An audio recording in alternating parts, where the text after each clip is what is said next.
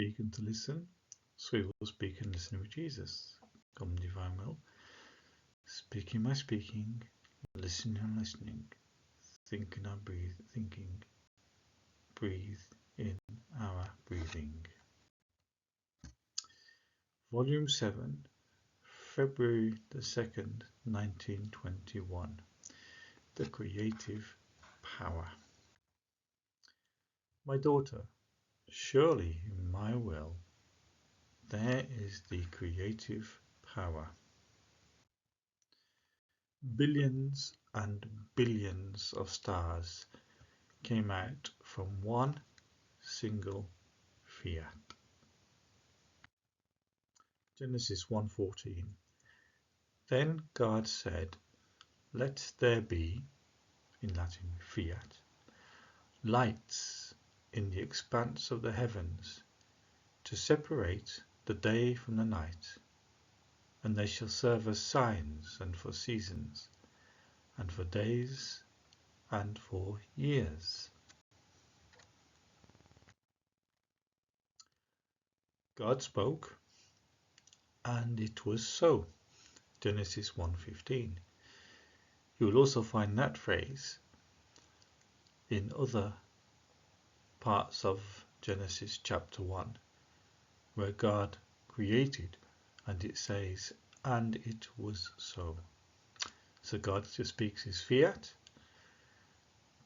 the creative narrative takes place, and it was so. Ruminate on the words. So in my previous video, I spoke to you about ruminating. To ruminate, to think deeply about something, to chew the cud. I'm going to keep repeating this in videos because it's the ruminating, the chewing of the cud of the words that's going to make us grow healthy in the divine will. This is what the early church fathers did. This is what the Jews did for 1,000 years before Christ came, when they would recite the Shema every morning as soon as they woke up.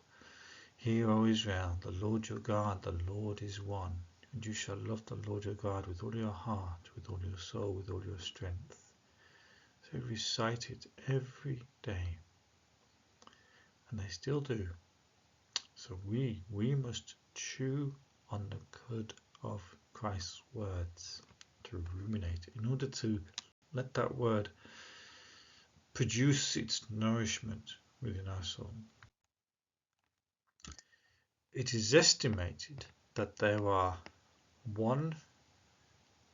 apparently septillion stars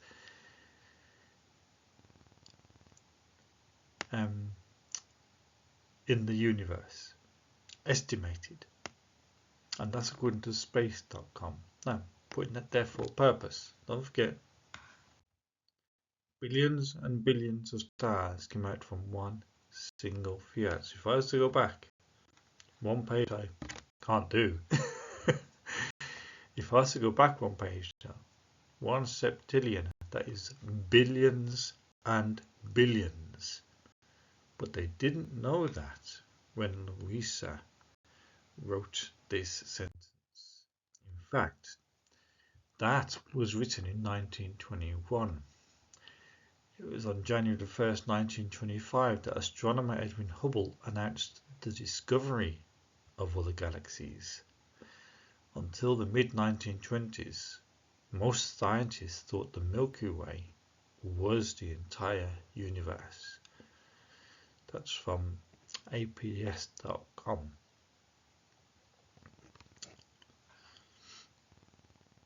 So, back in Louisa's time, they didn't think there were billions and billions of stars. Volume 7, July 11th, 1919. As blessed Jesus extended the heavens over our heads, likewise, he extended a heaven within our souls, or rather not one, but many heavens. Indeed, heaven is our intelligence. Heaven is our gaze. Heaven is our word, action, desire, affection, and heartbeat. Now, I've quoted this on previous videos, because we have to ruminate. We have to repeat the same words, meditate deeply upon them to grow strong. Volume 35, October the 3rd, 1937. It behooves you to know that when we brought forth creation from the womb of our divinity, which was in us ab eterno, we also brought forth with the utterance of our fiat all that the soul was to accomplish. There's an inherent spiritual profound connection between your soul and the universe in which you inhabit. The exterior and the interior are strongly connected. Indeed, from within us, everything emerged. So you see everything that we have around us, that emerged from within the Trinity. And everything you see that has emerged from within the Trinity is a reflection of what is within you. And we provided the soul with all that is yet to accomplish. So all creation is replete. Now when I wrote that sentence out, I thought, what does replete mean?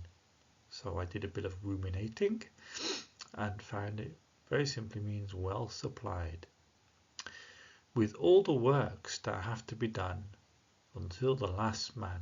So plenty for us to do, no time for boredom. Ephesians 1:4. He chose us in him before the foundation of the world, that we should be homeless, or would be holy and blameless before him. And that's going to happen in the era of the divine will. Ephesians 2:10. For we are his workmanship, created in Christ Jesus for good works, which God prepared beforehand, so that we would walk in them. Now, I know that that's a bit of a grounded image compared to the galaxies and stars that I've put in the other images, but it's just to show you that in our day-to-day ordinary activities of life, stars and galaxies, or stars, are being created within our soul as we journey in the divine will. Fiat voluntas tua.